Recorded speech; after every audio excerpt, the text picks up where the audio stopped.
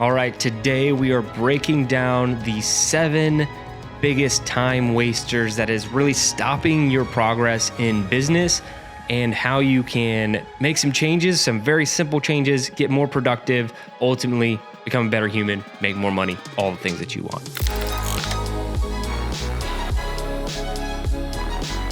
All right, this is the Better Human Business Podcast. I'm Jared Moon, and let's get into it. I know I am really good at getting things done. In all honesty, that's what I love to do. Give me a checklist. Give me some sort of item that I need to get done, and I will get it done. I love just marking things off a list. But early on in entrepreneurship, the problem that caused for me was I'm really good at getting things done that are very known objective tasks, like answer this email, do this thing for taxes, whatever. Those tasks are easy because they're defined tasks. What you have to get good at in entrepreneurship is an undefined task, meaning I need to go grow the business. Maybe I don't know exactly how to do that. And so when our brain gets a little mushy, we prefer to just go do something else. We'd prefer to do something we are competent in and we know how to do. And when you fall into that trap, you're really never going to make any progress. You're not working on the right things. And it's even easier today because there's so many things that can take up our time. So let's jump into the 7 biggest business time wasters that I've seen and what you can do about it. So the first one, checking email all day. You do not want to check your email whenever an email comes in. Remove that notification on your computer, on your phone. You should have a set time that you check email. This was really big. First came out, the idea, as far as I know, is the 4-hour work week from Tim Ferriss.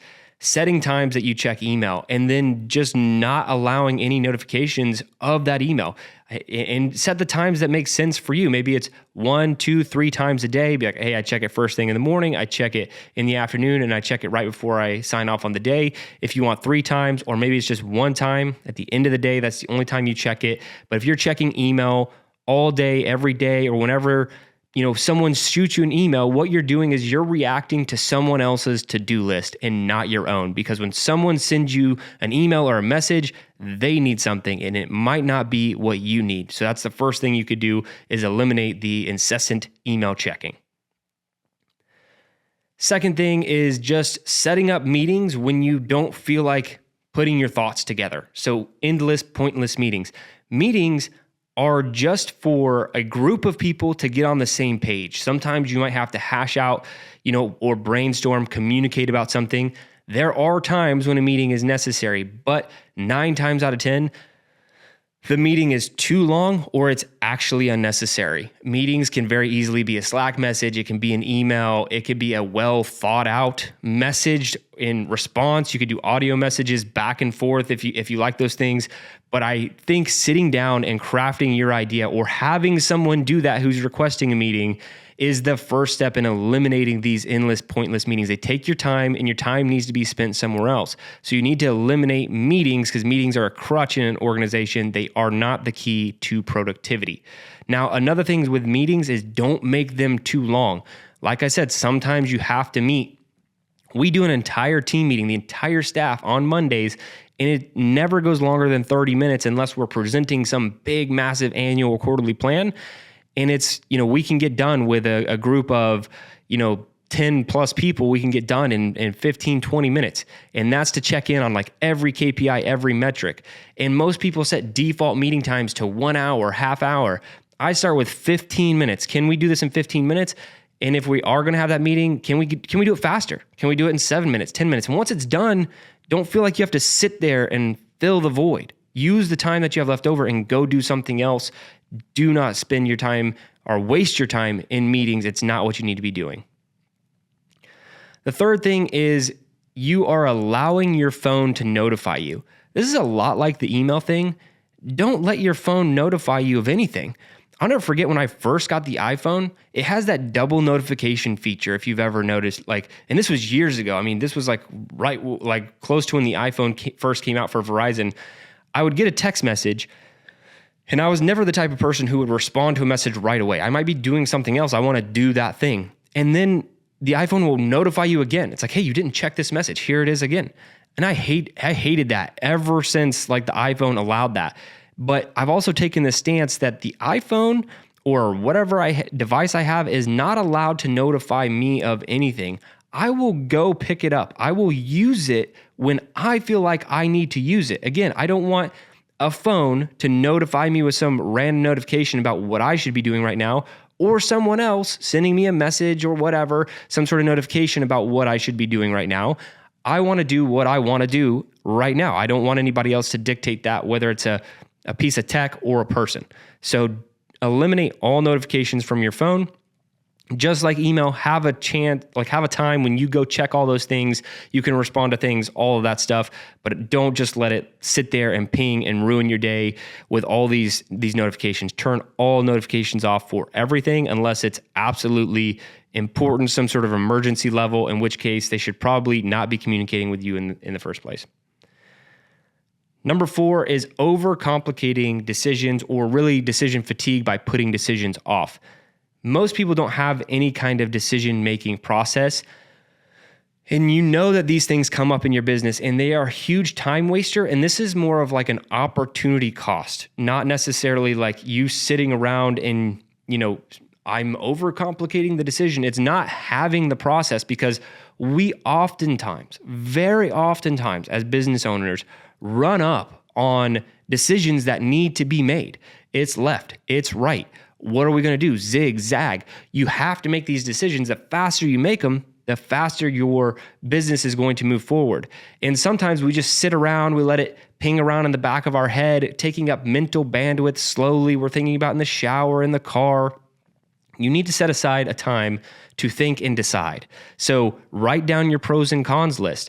Do all the research that you have to do, but set deadlines on decisions. Don't just let something go on and on and on. Set a deadline for the decision and make the decision, and then be done with it. Move on. If it was the wrong decision, cool, you'll adjust for next time, but at least it's made and you free up that mental bandwidth and you're not wasting your time. Next, number 5 is saying yes to everything. We all do this as entrepreneurs, and it might be yes to opportunities we think are going to move the business forward, yes to a speaking engagement, yes to this event, yes to that event, yes to this podcast, yes to this email request, yes to what this employee is asking me to do. All of these things we're saying yes to when we need to start saying no. Time is precious. Do not waste it saying yes to every single thing. There's a difference between an opportunity and an opportunity that you actually need to pursue. So I have said no to countless, and I mean countless, speaking engagements for a lot of reasons. Speaking engagements take a lot of time. I'm not a professional speaker. So when I get these engagements, it's not like I'm hurting some level of income. Some people make money that way. When I do it, it can be a paid gig, but I know for a fact it's now going to take me away from my family. I'm going to prep for it because I want it to be really awesome. There's probably a travel day. There's the day doing it. There's the travel back. It takes up a lot of time. And I'm not talking to you specifically about whether or not you should take speaking engagements. I'm just letting you know I've said no to a lot of things that are opportunities. That's an opportunity to speak in front of people and further my message and engage with more people.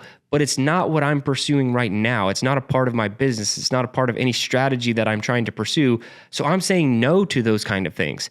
And that's hard to do because sometimes you're like, I don't know if these opportunities will always be here. Was that a big miss? Should I have done it? Those things rattle around in the back of my head too. But ultimately, I know by staying focused on my goals, I'm not wasting time doing something else. So I feel very comfortable making that decision. Say no to more things. Number 6 is not tracking any metrics. Now, not tracking metrics, you're not doing something. So how is this wasting your time? Well, how it's wasting your time is you're going to need these metrics to make a decision, to move forward, to change strategy.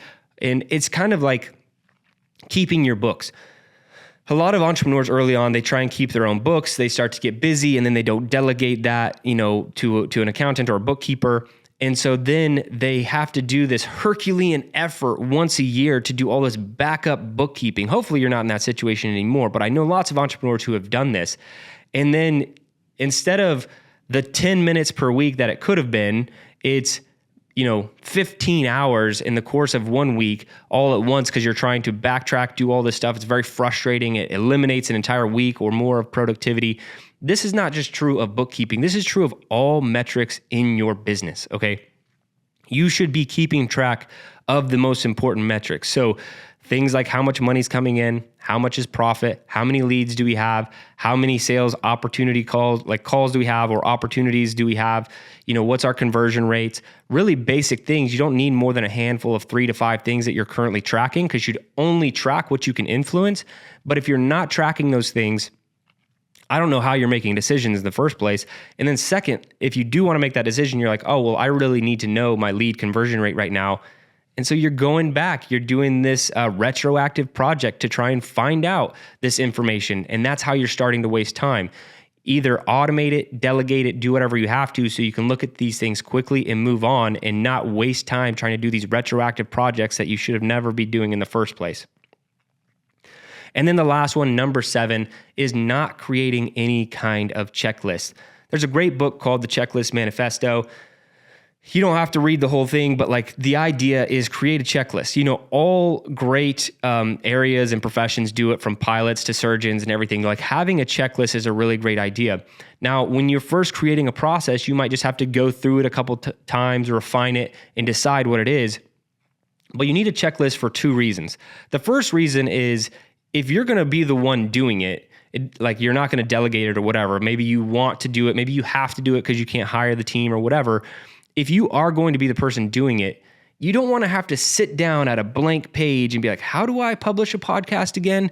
And you might know it, but you're going oh yeah, this step, then that step. So even if it's a task for you, having a checklist is huge because it takes mental bandwidth out of it and it speeds up your accuracy and how quickly you can do it. So you're more efficient. So if you have a checklist, even if it's for work you are doing, it's going to be so much better, so much faster. You won't make mistakes. Checklists are huge. And then I think you probably already know where I'm going with the second reason you want a checklist is if you have a documented checklist. So it's not just a checklist, it's a checklist with some video training.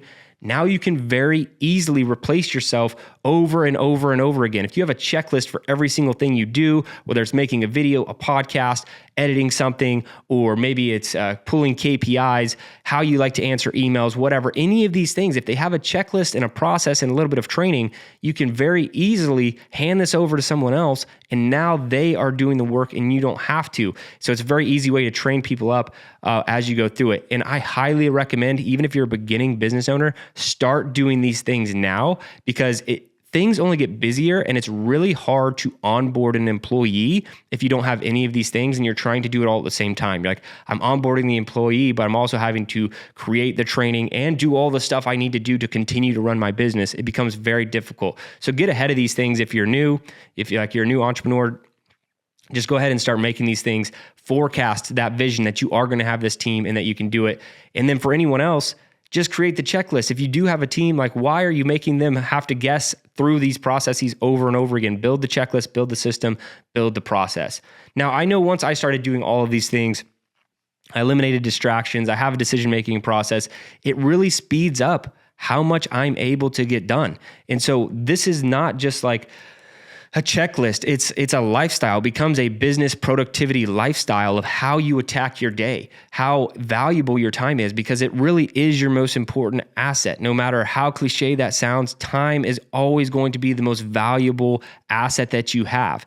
And if you are not actively protecting it, someone else is going to dictate your time. And that could be, someone else from a employee, like I said, random emails coming in. Someone's going to dictate what you're doing with your time if you're not careful as a business owner. So you have to fight for your time. It's not easy. I still have to fight for my time each and every single day, and it is not easy, but I will continue to do it, and I urge you to do it too. So this is the best way that you can, ultimately not waste time, be more productive, be a better human, build your business bigger.